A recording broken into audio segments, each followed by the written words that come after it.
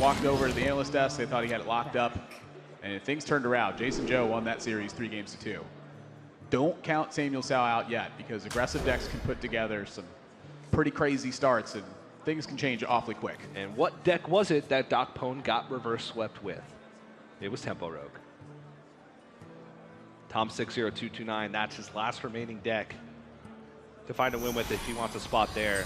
SamuelTsao's first challenge is going to be with the Aggro Druid. At his opening start, reasonable outside the Savage Roar.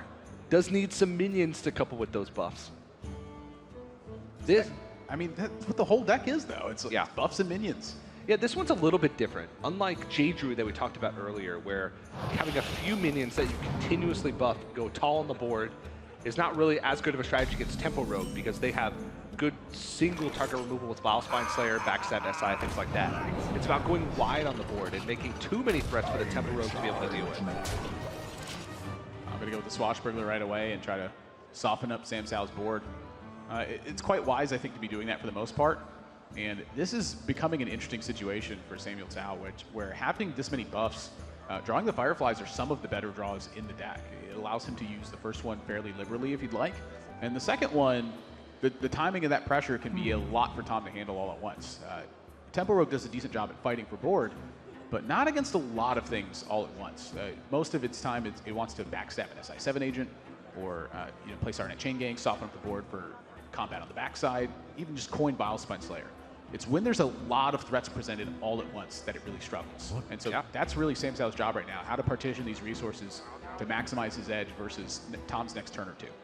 Yeah, and it's interesting because just a Firefly plus a hero power is actually a play that I would consider, despite having this much stuff in my hand.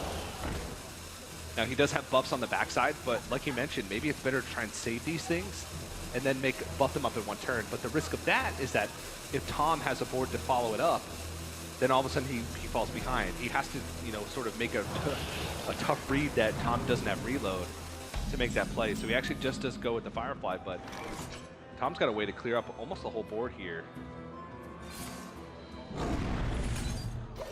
Decides to go with just the Power of the Wild for the Panther token. So this is where the first big turn, I think, SamTsao comes in. That draw changes a lot of that dynamic. That is quite a powerful draw right now. I'm going to be curious to see if Sam goes with 2 minions here, or if he wants to play the 1-5 in taunt mode, and then just buff up the board from there, looking to use the second buff immediately afterwards. Because if you look at his next 2 or 3 turns, it would be +1/+1 the entire board, so 2/6 taunt, 2/2/3s. Next turn he buffs those again, and the next turn he Savage Roars. So Tom would have to have quite a bit to fight that off. Yeah. SamuelTsao assuming the thinking position. There it is. Hands off the keyboard. You can't play fast then.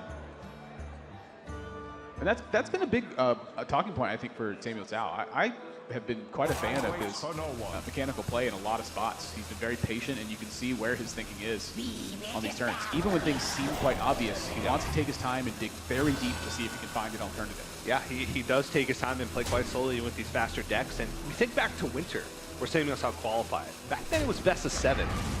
And he had some, 3-4 hour long best of 7 matches when it was a control meta, but I saw your face kind of light up with that trade. I don't like that trade really one bit at all. I think that if SamTsao makes that trade there, what is the main thing he's playing around? Like a SaoC Deckhand SI7 agent, or SaoC Deckhand plus a dagger up? I think in that position he gets some extra damage, and also it ends up in a very similar situation. The fact that he's traded that off there, I'm curious what it really means in the long term. Maybe he's done the math on how the next 3 or 4 turns pan out, and that 2 damage just isn't relevant.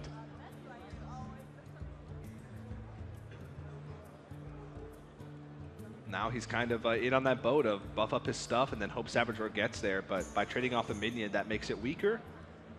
And instead of forcing Tom to have it, he now put himself in a position where he played safe and potentially a little bit too safe. And now I'm curious, does he buff up his minions, or Does he make a 3-2 token with Savage Roar being in hand? This really is the interesting play to me. I think there is some argument for just Savage Roar right now. Okay. About the neutral of his thought process is to protect this 2/6 as long as possible.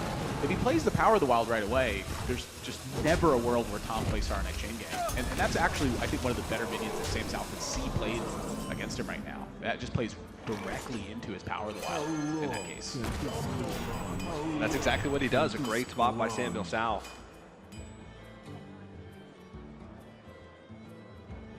All right, now I'm playing the Laka. That's tough.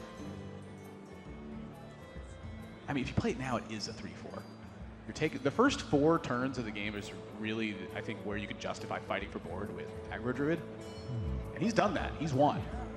So I think you add this 3-4 pressure to it, and put Tom on a clock, and say, if you got it, you got me. Or you sacrifice this 1-2 in order to play Power of the Wild, kill over his 2 minions, and then get Corridor Creeper online. It's a bold call, Teach. Or, no, there's no other or. Those are really the 2 things for him to think about in this spot. And there's no reason not to take his time at this point. He needs to be picture perfect to make this a real comeback. Corridor Creeper is going to get cheaper as the game goes on.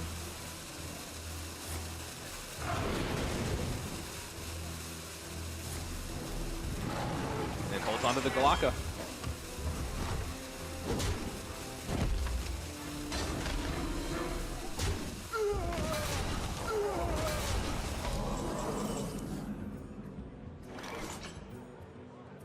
Tom's just really not have a way to fight back against this. Yeah, not a great draw with Shadow Step. There's nothing that he can really do.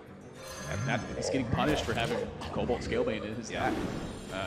You know, Tom has trimmed a lot of the defensive measures out of his deck. There are no copies of Tar Creeper. There's 1 copy of Elven Minstrel, and there's 2 copies of Cobalt Scalebane. And another Power of the Wild drawn. Wow. Corridor Creeper plus Power of the Wild. He could push 11 this is damage really this turn, put Tom at 6. This is really the turn where he's got to think about how his game plan looks versus Vilespine Slayer. And with another Power of the Wild, it looks quite strong. Cobalt Scalebane doesn't punch through his taunt minion. Yeah.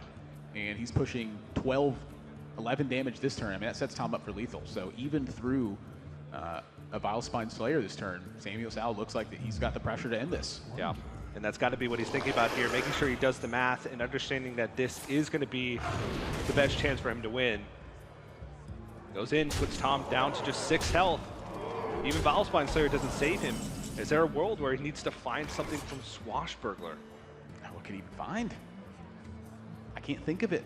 I do believe that's where he pretty much has to go with this. Branching paths. It's not there.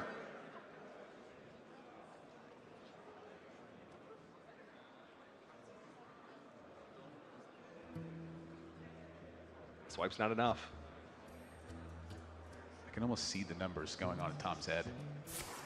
Well, let's go again.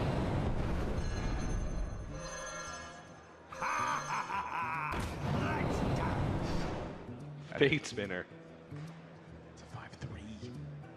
Can't backstab it. No, can't Blow backstab up the it. board. That would be a pretty sick play. If it dealt 6 damage to If it dealt 6 damage to everything, but Tom concedes. SamuelTsao puts himself on the board with a win with Aggro Druid, and